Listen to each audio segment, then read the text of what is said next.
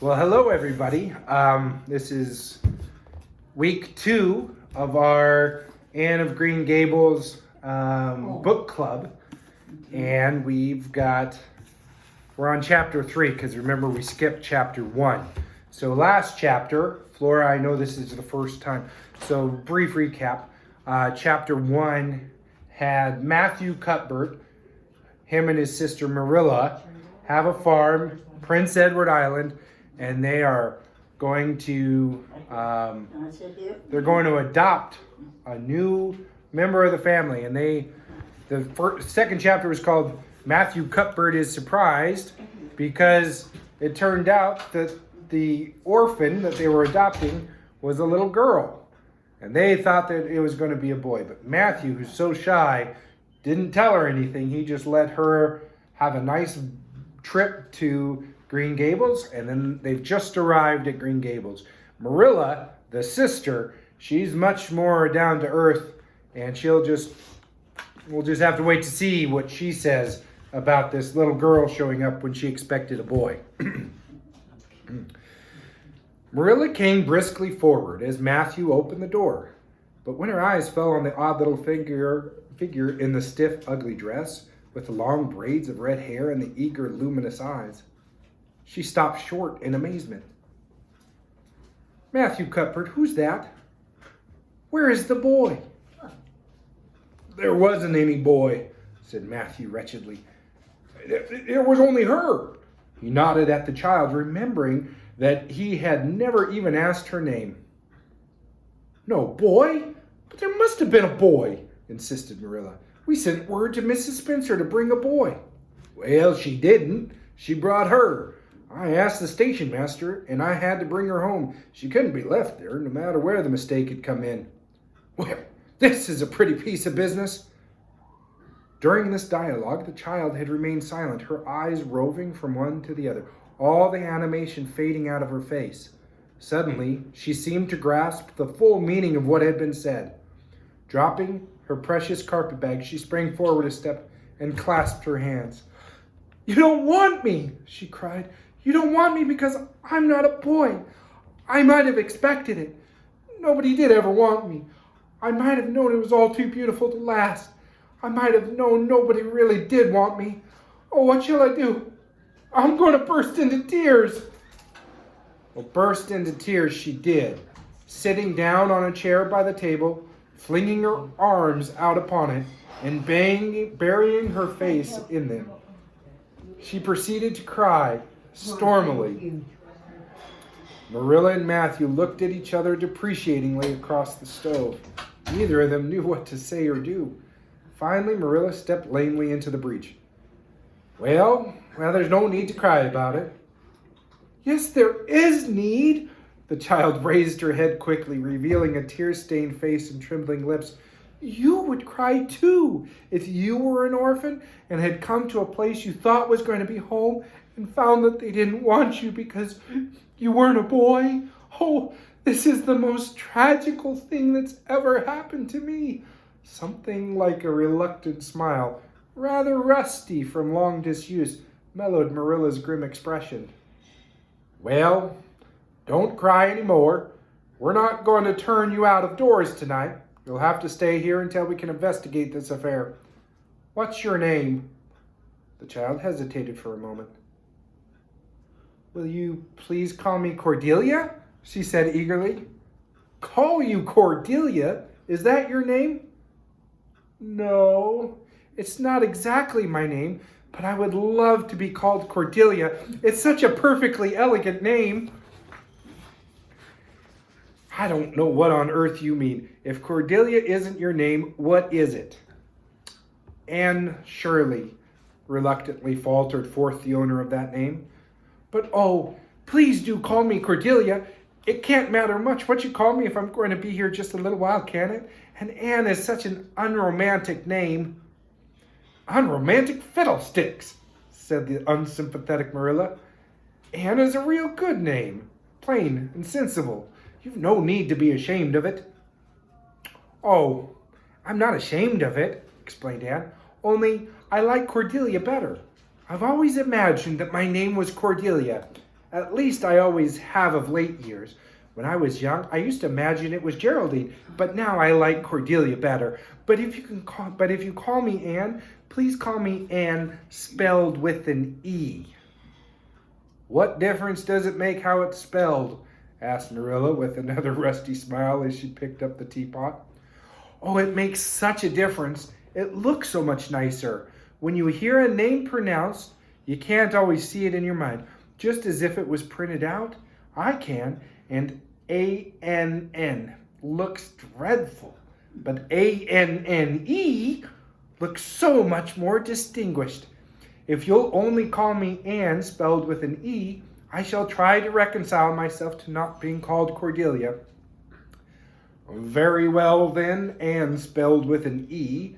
Can you tell us how this mistake came to be made? We sent word to Mrs. Spencer to bring us a boy. Were there no boys at the asylum?" "Oh yes, there was an abundance of them. But Mrs. Spencer said distinctly that she wanted a girl about 11 years old, and the matron said she thought I would do. You don't know how delighted I was. I couldn't sleep all last night for the joy.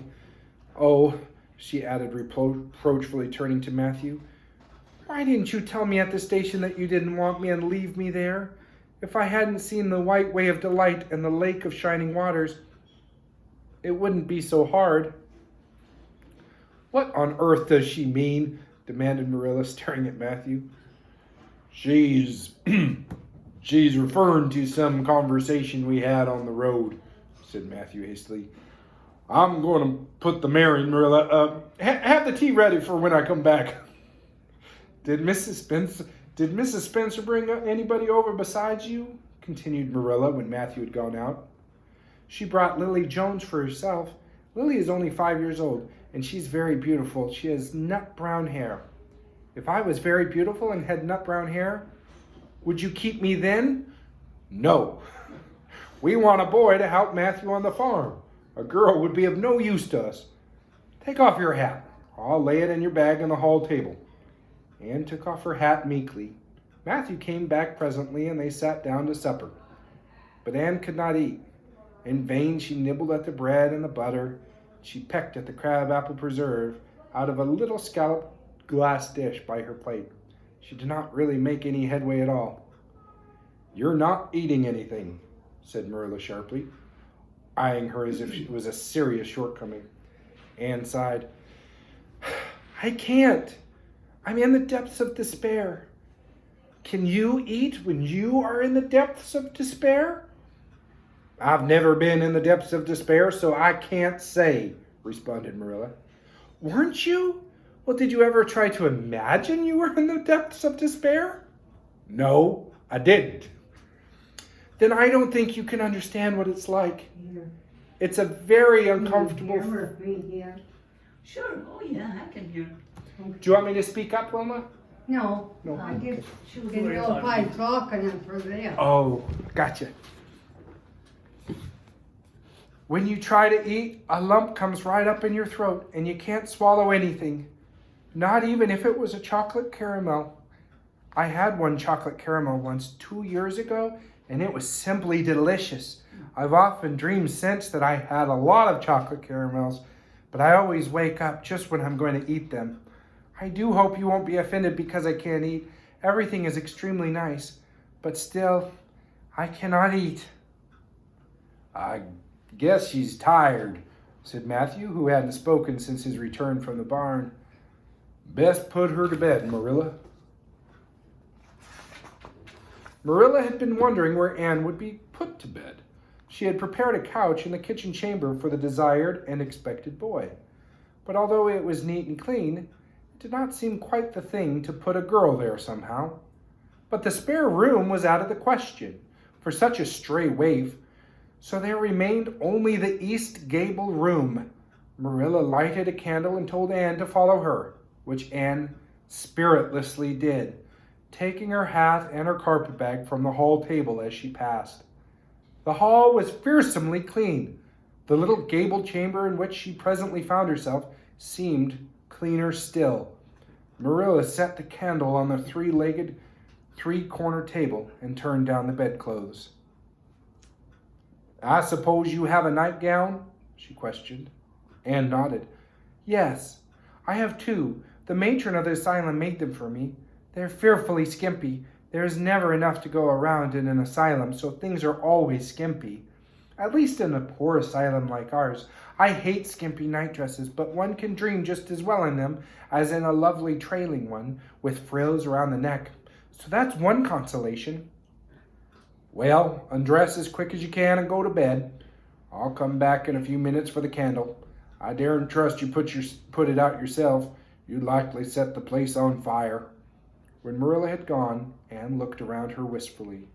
The whitewashed walls were so painfully bare and staring that she thought they must ache over their own barrenness. The floor was bare too, except for a round braided mat in the middle, such as Anne had never seen before. In one corner was the bed, a high, old-fashioned one with 4 dark, low-turned posts. In the other corner was the aforesaid 3-corner table, adorned with a fat, red velvet pincushion hard enough to turn the point of the most adventurous pin. Above it hung a little 6-by-8 mirror. Midway between table and bed was the window, with an icy white muslin frill over it, and opposite it was the washstand. The whole apartment was of a rigidity not to be described in words, but which sent a shiver to the very marrow of Anne's bones. With a sob, she hastily discarded her garments, put on the skimpy nightgown, and sprang into bed, where she burrowed face downward into the pillow and pulled the clothes over her head. When Marilla came up for the light, various skimpy articles of raiment scattered most untidily over the floor and a certain tempestuous appearance of the bed were the only indications of any presence save her own. She deliberately picked up Anne's clothes, placed them neatly on a prim yellow chair, and then, taking up the candle, went over to the bed. "Good night," she said, a little awkwardly, but not unkindly. Anne's white face and big eyes appeared over the bedclothes with a startling suddenness. "How can you call it a good night when you know it must be the very worst night I've ever had?" she said reproachfully. Then she dived down again into invisibility. Marilla went slowly down to the kitchen and proceeded to wash the supper dishes. Matthew was smoking, a sure sign of perturbation of mind. He seldom smoked, for Marilla set her face against it as a filthy habit. But at certain times and seasons, he felt driven to it, and then Marilla winked at some of the practice, realizing that a mere man must have some vent for his emotions. "Well, this is a pretty kettle of fish," she said wrathfully.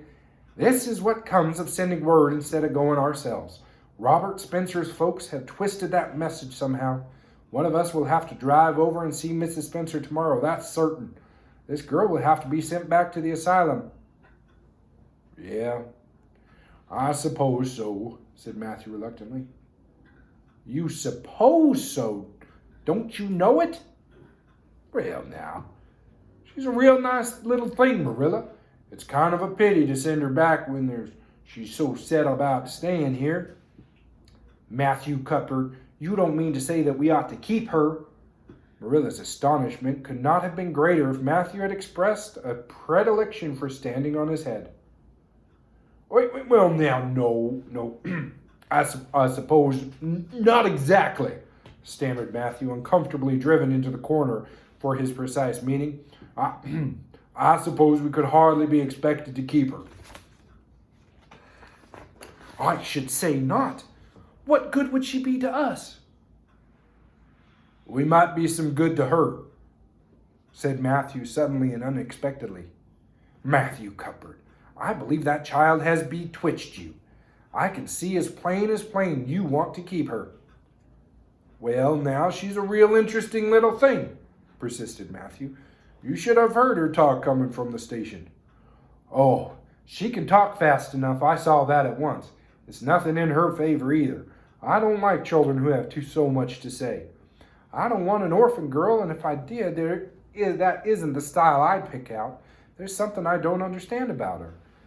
No, she's going to be dispatched straight away back to where she came from."